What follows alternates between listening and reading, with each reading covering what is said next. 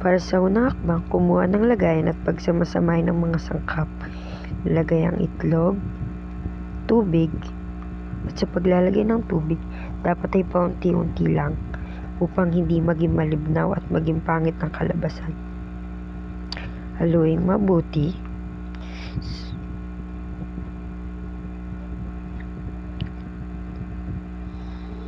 Hanggang sa makuha mo ang tamang timpla.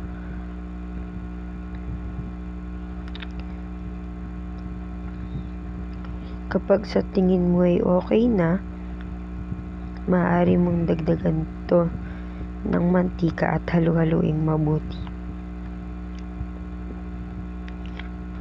Marapat na haluin mabuti upang pati ang mga buo-buo sa mga gilid ay matunaw.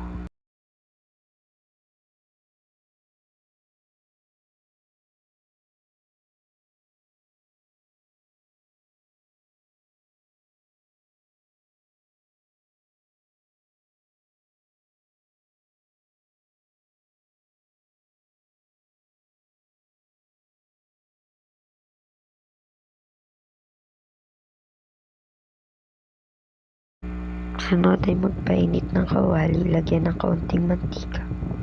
Dapat ay ikalat mo ang mantika sa paligid ng kawali upang hindi dumikit ang hotcake. Pagkatapos, maaari mo nang ilagay ang iyong hotcake. Takpan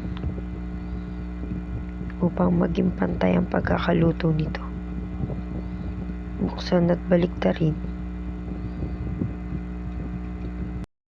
Tadaan, meron ka ng hotcake. Hindi ba't napakadali lang?